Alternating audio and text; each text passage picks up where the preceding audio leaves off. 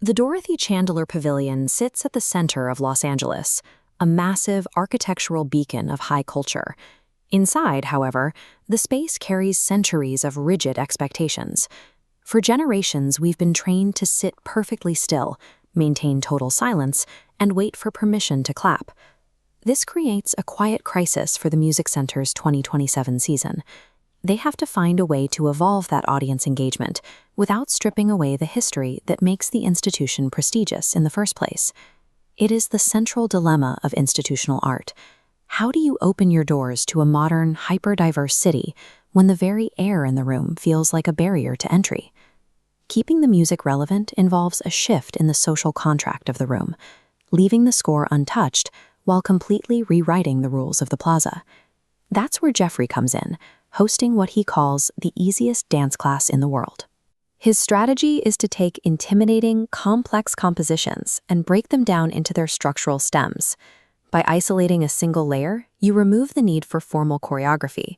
Participants don't have to learn a sequence, they just have to lock into one specific rhythm. This deconstruction is designed to turn a specialized performance into a shared public square, where the only requirement for participation is movement. To prove the point, Jeffrey starts with Beethoven's Ninth, a symphony written 200 years ago as an anthem for universal belonging. He mutes the orchestra and leaves only the first stem, the percussion. The timpani reveals itself as a heavy, driving kick drum. The crowd responds immediately. You see Latin merengue steps locking onto the booms, right next to the rolling shoulders of Afrobeat. Then he adds the second stem, the melody, by bringing the string section back into the mix. These sweeping lines invite grace. Rosa uses the strings to guide smooth, circular pivots in her wheelchair, carving lines across the pavement. Finally, the orchestra drops away for the choir.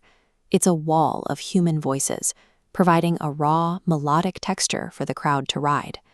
In this environment, tradition is just one choice among many. Human bodies naturally translate these orchestral pieces into their own rhythmic dialects.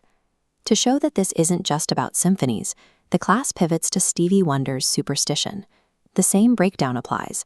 The drums provide the strut, and the clavinet adds a snake-like riff that participants can track with their spines. This creates a conceptual menu. By offering isolated stems, Jeffrey lets the audience choose which specific layer they want to respond to. This democratizes the choreography. It allows hundreds of strangers to dance together while speaking completely different physical languages. When the full track finally drops, the entire plaza fills with a massive, individualized response to the music. You have expert ballroom dancers performing dramatic poses on one side, and the wild card on the other, someone playfully exaggerating every move while ignoring the beat entirely. Jeffrey calls this hecking. It's an offbeat, highly committed form of silliness that he validates as a legitimate way to move. The goal is commitment. As long as a participant owns their movement, even if it's a horrendous solo foxtrot, they have overcome the intimidation of the space. When a guest feels comfortable enough to heck, to be visibly and intentionally silly, it serves as a practical metric for the Music Center.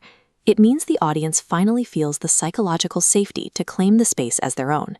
Creating that level of frictionless, joyful integration is the primary target for the Music Center's 2027 season. This dance class is more than an event. It's an operational philosophy for how to engage an entire city. If you strip away the barriers and let people choose their own layer, Los Angeles will always show up to dance.